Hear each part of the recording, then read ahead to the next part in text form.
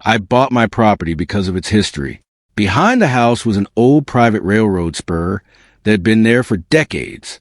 The track looked forgotten, but the paperwork said otherwise. That little strip of railroad land was legally mine. The spur connected to an active freight line farther down the property. It hadn't been used regularly in years, but it remained part of the recorded property rights. I knew someday that history might matter. Then the HOA decided to renovate the neighborhood entrance. Evelyn, the HOA president, wanted something grand.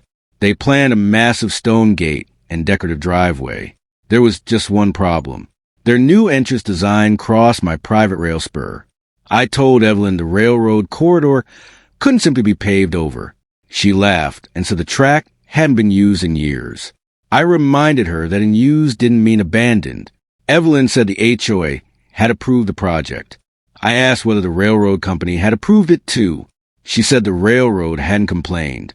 That wasn't the same thing as permission. That night, I pulled out every document I had. The deed clearly showed the private rail spur. The survey showed the exact corridor boundaries, and the railroad rights were still recorded. There was even an old railroad agreement attached to the property history. It explained how the spur connected to the main freight corridor. The right had survived several property transfers. The HOA had apparently never checked, but the HOA kept building. Workers started laying asphalt across the railroad corridor. I immediately told them to stop. Evelyn ordered them to continue. I told the crew they were paving over private railroad property. Evelyn said she had board approval.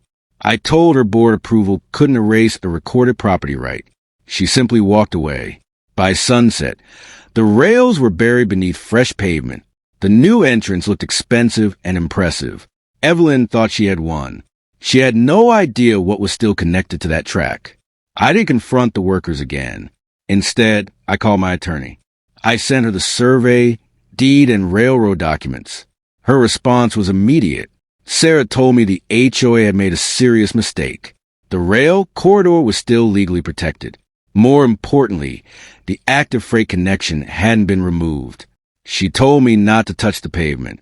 Sarah wanted everything documented exactly as it was. We photographed the pavement covering the rails.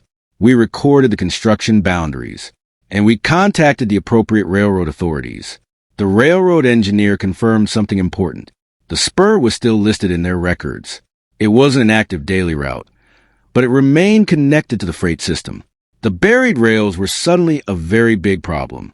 Tom explained that freight operations could still use the corridor when properly scheduled. The HOA had built an entrance directly across that corridor. Nobody had contacted the railroad before construction. That was a major oversight. Meanwhile, Evelyn celebrated the finished entrance. The stonework looked like something from a luxury resort. Residents took photos beside the new gate. Nobody knew what was underneath the asphalt. I watched them celebrate from across the road. I wasn't angry. I knew the documents would eventually speak for themselves. Then the railroad contacted me with a notice. A freight movement had been scheduled through the corridor.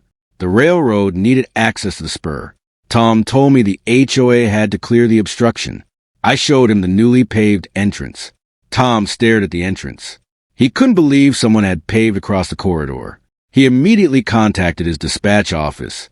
The railroad wanted the situation documented before any movement occurred. The county sent Daniel to inspect the site. He examined the survey and the construction work. Then he looked at the railroad documents. His expression became very serious.